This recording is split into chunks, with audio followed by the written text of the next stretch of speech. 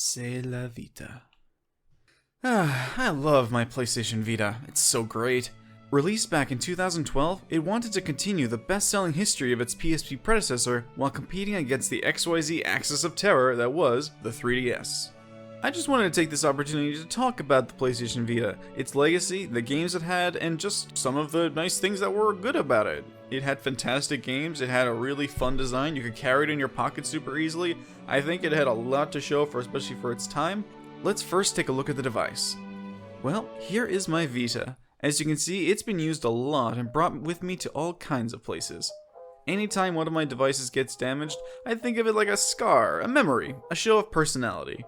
It's still working as well as the day I bought it, better in fact because of the updates. As you can see, the button layout is standard for a PlayStation console, only missing an L2 and R2 button. However, the top halves of the rear touchscreen serve that purpose when it's necessary, though it's temperamental and honestly kind of unreliable if it's trying to act as a button. There are two cameras, one at the back and one looking at your greasy face. The speakers are here, right next to your thumbs. You'd think this would be a problem, but I think I can count the times it was a problem on one hand with fingers to spare. Oh, and the dual analog sticks work like a dream, the design far more comfortable than the PSP's one. I just wish they clicked in and made that satisfying. The D-pad is better than the D-pad on the 3DS, its direct competitor, and don't get me started on the D-pad for the Switch. A downside to the Vita hardware, however, is you will pretty much need to buy a memory card, as it does not come with one and many games require it. There were a few reasons the Vita didn't succeed over its lifetime like the 3DS did, a major reason being a lack of exclusives that were killer apps. But another was its proprietary nature. Its charger is unique, so if it breaks, you have to go to Sony or a third party to get a new one. No universal plugs here. But worse than that was its memory cards. It didn't come with one, required one if you wanted to play some games, and were unique and way overpriced. From the word go, you can see why I love this portable, can't you? The menu is this unique bubble icon menu with 10 screens and 10 bubbles per screen. You can assort them as you like, and as you can see, the wallpapers are customizable. So that's the first reason to buy this menu. You will spend much more time on this menu having slight fun, killing boredom, throwing around bubbles, than on the DS's boring white block menu. Next, the apps. Now, back then I didn't get into the whole smartphone tablet craze. I just went from the PSP to the Vita, so you can imagine my amazement on the upgrades available on it. I won't go through all of these apps, but it was pretty unique at the time to have dedicated places for things like YouTube, Facebook, and Twitter. Looking at your email while on the PlayStation Vita, what a wonderfully inefficient way to stay up to date on what spam you've gotten through today. There's a music player, a video player, an internet browser, the works. Now, since this is a Sony console, you could purchase classic PS1 games from the PlayStation Network. For example, I bought these 3 Spyro classics for $10, these 3 Final Fantasy games for $15, and another 10 each for Castlevania Symphony of the Night and Street Fighter Alpha 2. So for less than the price of a new game, I bought 8 classics. Having these accessible at any time is wonderful, and if you're stuck on something, just use the browser. It doesn't turn off the game. It was honestly incredible. This was what felt like the first smart, portable gaming device from one of the big console tech companies. But this is all just icing and cherries on the cake. You don't have to buy a Vita for these reasons. You buy it for the Vita games. There are plenty of games for the Vita, all kinds of games ranging from fighters, to platformers, racers, to RPGs, action adventures, to artistic games. There are all kinds. So I'll give you a quick breakdown of some of my favorite Vita games and you can decide to see if they'd be worth your money, or your time, or either. If they sound interesting, look up some reviews or gameplay to see if they're to your liking. Now, since the Vita lacks any kind of HDMI input, my attempts to capture footage have been less than successful, so you'll have to forgive my attempt to hold the Vita steady while I show you the games. Anyway, enough babble, let's go. Let's start with the big one, Uncharted: Golden Abyss. As a launch title, this game was made to showcase that the Vita was graphically brilliant. At the time, it was. This came out in 2012, so the PS3 and the Xbox 360 were the home console standard. With that in mind, just look at the graphics of the game I'm holding in my hand. As for gameplay, it's what you'd expect from an Uncharted game. Tight controls, funny and excellent voice acting with a returning cast, and a few new characters. A cool story, fun, interesting puzzles, and intense action sequences. I was surprised to find it was not a Naughty Dog game, but rather a Bend Studios game. Guys, well done. And the way the game uses the touchscreen and rear touchscreen is in fun pseudo minigames, like cleaning artifacts.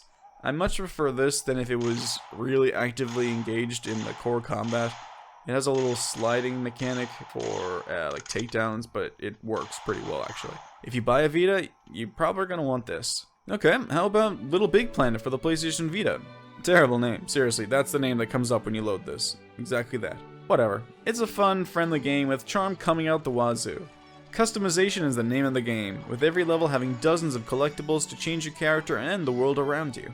You can even create your own levels and share them with the world, so go online and enjoy hundreds of Super Mario Bros. Rip-off levels today. Little Big Planet is just as big as its predecessors, with the Vita's unique functions incorporated well into the game. With Stephen Fry pouring honey into your ear, you'll be gleefully hopping through the sometimes surprisingly hard levels. Not the tightest platformer, but the Vita's excellent touch interaction with the levels make up for it, making it the best Little Big Planet up to this point. Let's add some contrast to the previously family-friendly game with Soul Sacrifice, an action game where you play a sorcerer on a quest to save his humanity and prevent himself from turning into a monster. The gameplay is fast-paced and stylish. A dark world is this, where the monsters all seek to eat your soul. Luckily, you have the tools to stop them. With powerful spells ranging from intense short-range fist attacks to devastating long-range destruction, nothing is impossible to kill. The bosses are what you're here for. Being terrible titans of woe, you'll need all your powers to defeat them and more. Each boss has a weakness and weak points, and you will have to learn where they are and what the consequence of destroying them will be. Destroy the wings to prevent flight, but now it's in a terrible rage and won't stop coming for you. But you're not alone. With 4-player local or online play available, you'll be able to topple even the greatest monsters. It's a really cool feature, actually. You get to customize your sorcerer's magic and appearance, and you can kind of have a fun time making them your own. It's not as in-depth as you'd like, but it's nice that it's there at all. Lastly, there is a story for every location and monster, each and every one narrated with an eerie yet soothing voice. The stories are tragic, ironic, and powerful, and add context to some of the monsters' seemingly inane chatter. The designs and gameplay keep me coming back, but it's the tragedies of these poor wretches that stay with me long after my soul has moved on. This game is hard, but satisfying as all hell. The Delta re-release has even more content, making it the best way to experience this. How about a black sheep? Here's Assassin's Creed Liberation. It offers a free-roaming world with 1700s New Orleans and the swampland. The gameplay is a lot like Assassin's Creed 3, with climbing being the most fun aspect of the game, with the tree climbing here too. The main character is a triple threat in terms of atypical main character choices. It's a she's black, and she's French. I love it. I wish more games had characters that weren't just white dudes with gravel stuck in their throat. The story revolves around the heroine, Evelyn, attempting to find and liberate slaves. Naturally, being an Assassin's Creed game, the story takes a few twists and will end up being much bigger than that. The combat is fine, but unchallenging. Most guards can be shot or stabbed easily, and it lacks the variety of enemies the other games had. And the worst quality of the game is the sound, not the soundtrack. That's fine, but the sound when performing attacks or finishing blows is either too late or doesn't happen at all. Still, this game is more good than bad, with the interesting choice of garments actually changing gameplay and how people react to you. Be the assassin and you free range of weapons of movement, but you're suspicious. Be the slave, and you have less weapons, but you're even less suspicious. Or be a noblewoman with hindered movement, but the most fun weapons, like the parasol dart gun. So decide for yourself if it looks like fun. You got a HD version on consoles anyway, that's honestly the better version. Dynasty Warriors Gundam was always my port to call to on the PS3, so I decided to pick up Dynasty Warriors Next on the Vita. The ultimate in love it or hate it gameplay. It's somewhat varied, but it's actually really simple and will turn off many people, and the story isn't all that great, sounding like some incredibly lame Chinese history fanfiction. And it's based on very real history from China, the War of the Three Kingdoms. But the gameplay, if you like it, you'll love it. It's fast-paced and devastating. Waves of enemies come to fight you and you can brush them off with your sword or mace or club or hammer. There are so many weapons. And all of them offering unique animations and attacks that the others don't have. Customization is here, and it's not that deep, but it's quite varied. With dozens upon dozens of weapons, clothing, and hairstyles, your character can be whoever you want them to be. And with the ability to bring multiple custom characters into battle, you really get the feel that you form some kind of dream team to fight with. If you get sucked in, you'll love it to bits. But it's very understandable to find such a game stupid and repetitive. Now, for my personal favorite Vita game, Gravity Rush. A free-roaming, open-world action game where you control Kat, a girl suffering amnesia and awakening to a strange, floating city called Hexaville. Alongside her is the cat she calls Dusty. Cat learns that she has the power over gravity and can make herself fall up, down, left, right, or in any direction she chooses. As she attempts to learn more about the city, she comes face to face with her adversaries, the Nevi, amorphous masses of black energy that kill people indiscriminately, seemingly led by someone in a strange mask called Alias. Throughout her journey, she learns new ways to use her powers, like manipulating inanimate objects in gravity fields, pushing gravity at an angle to slide at high speeds on foot, or even turning herself into a black hole. One of the most fun parts of an open world is how you get around in it. It might actually be even the most important part. And I've never had more fun doing that than in this game. Cat's unique falling traversal style is beautifully done, and it's been over a decade since I bought this game, and I still haven't stopped having fun by throwing Cat off a tall building, barely dodging pipes and paths to activate her gravity field at the last second, or not. But there aren't many superhero flying-ish type games around, and that is because of two things: camera and control. Cat's got the control down perfectly, and the camera follows suit. With the traditional right analog stick or the gyroscope aim, the camera never has been a serious issue. Now, more than once, you will not be sure which way is up, so luckily you just press down the D-pad, she will recenter herself. There's quite a few fun little extras in this game, like first-person flight, touching Cat and her reacting, and flash kicks. So when you make an excellent movement gameplay mechanic, you have to get the most out of it. So they threw a crapload of purple orbs around the world that when you collect them allow you to upgrade your powers a lot.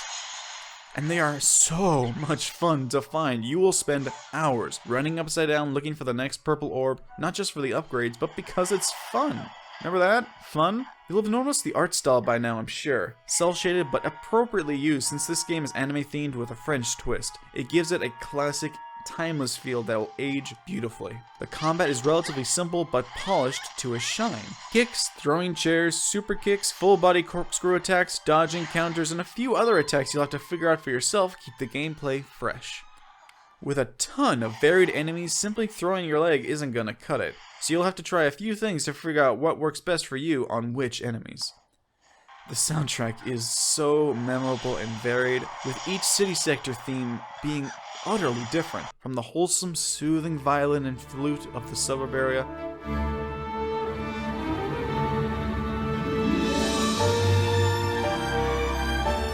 the faster-paced, jazz-like tune of the entertainment district,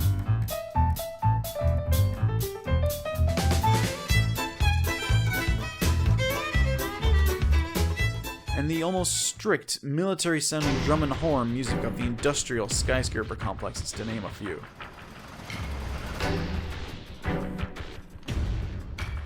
The story is intriguing with fun characters and filled with challenges to complete to flex your gravity abilities.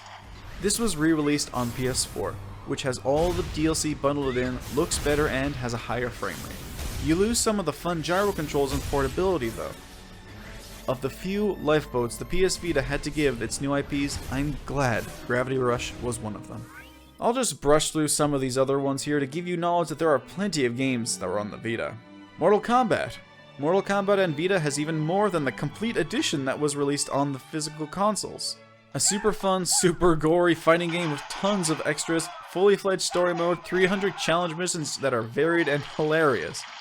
With 150 of those being exclusive to the Vita, all the DLC costumes, characters, and fatalities already on board, the only fault being the downgraded character models. But that's a good price to pay for consistent frame rate in a fighting game. Ultimate Marvel vs. Capcom 3. A complete port that is exactly the same as the one on consoles. Even the models are the same. Fast-paced, highly colorful action awaits those who purchase this. Though it doesn't have as much to offer as Mortal Kombat in terms of content, you're here for the fighting, which is stellar. The D-pad needs to be of the highest quality for these hyper-fighting games, where you are constantly inputting commands. Luckily, the Vita has no worries there. BlazBlue Continuum Shift Extend. Quite a few fighters here, aren't there? Want something that's like Street Fighters, but has more bars to keep track of and lots of depth and anime as hell? Here you go. And with content that explores each and every character's story in extreme detail as well as fun little extras, there's always more to do in this game. And the astral finishes are frickin' rad!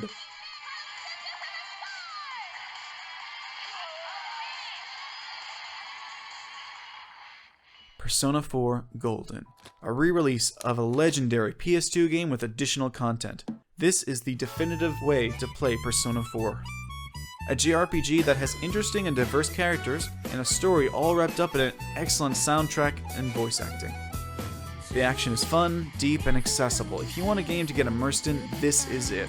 This is often regarded as the system seller, but I came into it without any notions and I left tearing up as I watched the story and characters unfold before me.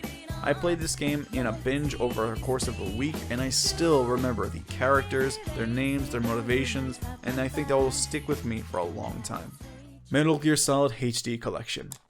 A port of the Metal Gear Solid 2 and 3 games, its stealth-based gameplay with tight controls, hilarious Easter eggs, and highly complex but comprehensive stories of love, loss, betrayal, and revenge. Action, stealth, and unique boss fights like no other. Try it if you haven't already. These two games raise the bar for cinematic storytelling and voice acting in video games.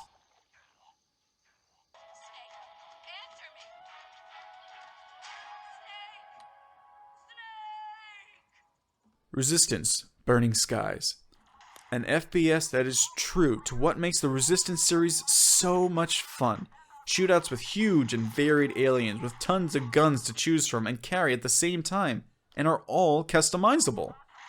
The story's only alright, but the online is fun, varied, and fast-paced.